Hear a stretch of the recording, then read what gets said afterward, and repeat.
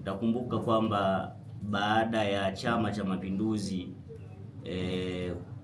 kumaliza uchaguzi mkuu na kuibuka kidedea kwa ushindi wa 98% kwa mgombea wetu wa kiti cha urais na wabunge zaidi ya 98%, Chama cha Mapinduzi kama ilivyo utaratibu wake wa kawaida huanza kupita, kuangalia, kukagua na kutoa maelekezo dhidi ya yale tuliowaahidi wananchi katika ilani ya Chama cha Mapinduzi. Kumbuka ndugu waandishi wa habari, chama chetu Chama cha Mapinduzi kimefanya siasa kwa muda wa miezi mitatu consecutively. Kwa sasa hivi anakuja kuhimiza na kusukuma yale tuliyoyaahidi. Kwa hiyo atakagua miradi ya serikali na kutolea maelekezo mahususi katika ukamilishaji au uanzishaji au umaliziaji wa miradi ambayo imeshaanza, lakini pia atakuwa na wajibu wa kusikiliza na kutatua kero za wananchi wa mkoa wetu wa Arusha katika wilaya zote hizo, kama tulivyoona ambavyo wamefanya katika mikoa mingine. Na sisi wananchi na wanachama wa mkoa wa Arusha tuko tayari kumpokea, kumlaki na kumsikiliza yale atakayotolea maelekezo, ili chama chetu kiendelee basi kustawi na kukubalika kwa wananchi. Ndugu waandishi wa habari, hilo lilikuwa jambo la muhimu sana kuja kuwajuza nyinyi kama wadau wetu namba moja katika kuhabarisha umma wa Watanzania. Jambo la pili, ndugu waandishi wa habari, nilikuwa napenda kuwajuza juu ya ziara yetu ya Chama cha Mapinduzi mkoa wa Arusha, ambayo ilikuwa inaongozwa na mwenyekiti wetu wa Chama cha Mapinduzi mkoa ndugu Loi Thomas Sabaya, ambayo imeanza sasa hivi. Tumeshafikia kati ya kata 161 tumeshamaliza kata 107 za mkoa wa Arusha. Kwa ilikuwa ni kuja kuwajuza ya kwamba ziara yetu ya kata kwa kata ambayo ya awamu ya pili imeendelea na tumemaliza katika wilaya yetu ya Longido, na katika muktadha huo chama kimeendelea kuhimiza serikali katika kukamilisha yale tuliyowaahidi wananchi. Chama kimeendelea kusikiliza na kutatua kero kupitia mwenyekiti wetu ndugu Loi Thomas Sabaya. Pia nilitamani kuwajuza kwamba baada ya ziara ya mwenezi wetu wa taifa, Chama cha Mapinduzi mkoa wa Arusha kitaendelea na ziara hizo za kata kwa kata ili kutimiza kata 161 za mkoa wa Arusha. Tutaanzia katika viunga vya Karatu na Sisi, alafu tutakuja katika wilaya yetu ya Monduli, alafu tutaendelea mpaka kumaliza kata zetu 161. Yaani hilo swali ndio lilikuwa nalitegemea liwe la kwanza. Yaani ukisema Chadema wanakuja kama timu, alafu mwenezi anatembea jeshi la mtu mmoja, ndio maana halisi ya chama tawala. Hiyo ndio maana halisi. Sasa angalia mwenezi huyu akifika, nadhani mmefuatilia Kilimanjaro, kakutana na mtu mlemavu, hiyo ni personal issue. Kesho yake kashashusha bajaji, mtu afanyaje?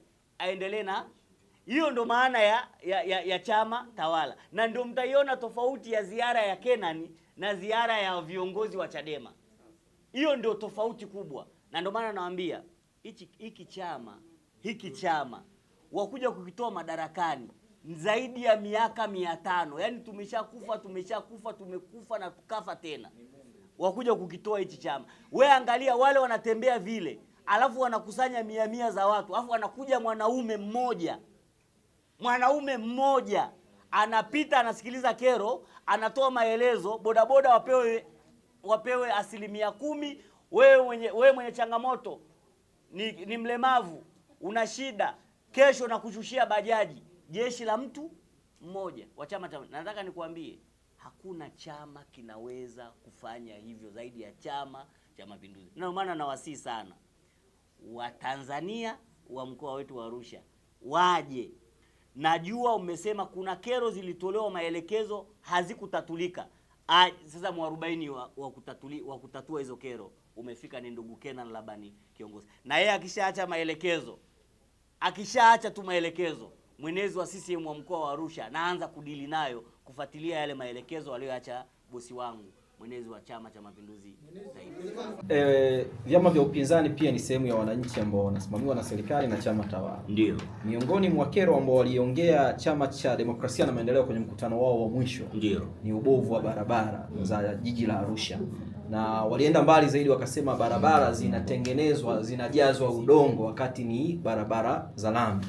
Labda chama tawala kilifanya utafiti kupitia hiyo kero ipo, na kama ipo na ni kweli zinajazwa udongo, na kama hazijazwi udongo, kwa nini viraka vimekuwa vinaharibika baada ya kila muda mfupi? Na yapi maelekezo ya chama sasa kama hilo nilifahamu? Hata nyumba ambayo imejengwa mpya leo itafika baada ya muda itapata nini? Itapata ufa. Barabara yetu ile ni ya muda mrefu. Hivi kupata hiyo changamoto ni jambo kwamba barabara ile imejengwa 2026.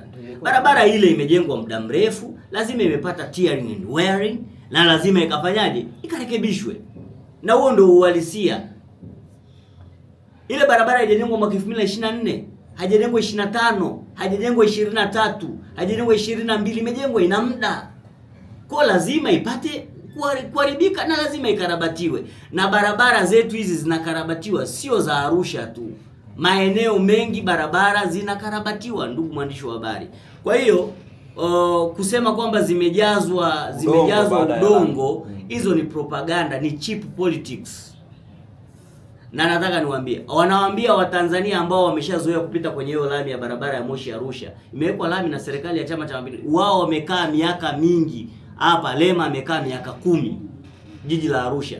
Miaka 10. Sakina ilikuwa ina lami, Ngarenaro ilikuwa ina lami.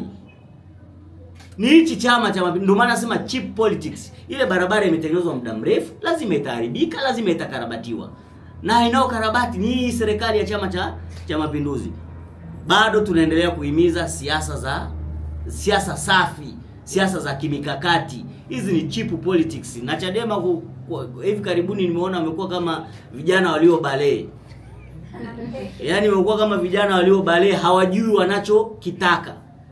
Na mimi nimejitokeza mara nyingi sana kusema hivi, Chadema nguvu yote hii wanavyoiweka, wanakusanya fedha za watu, alafu ikifika wakati wa chama hicho kufanya hicho kazi hizo hela, wanaweka mpira kwa pani. Ni kama tu kijana aliye bale kutongoza afu mwisho wa siku aishia aoi, afanye nini, lezumuni lenyewe halifiki. Ndio Chadema mimi ninavyowaona. Mnakusanya fedha za watu, ikifika uchaguzi no reforms, no election. Mnafanya mikutano, yani sasa hivi ni kama yani wanavyohangaika. Nyewe angalieni. Afu angalieni na tabia za kijana akibalea anavyorukaruka. CCM oye. Sikiliza bana. Hebu tafuta duka ambalo unajua utapata mabati yasiyopauka bana.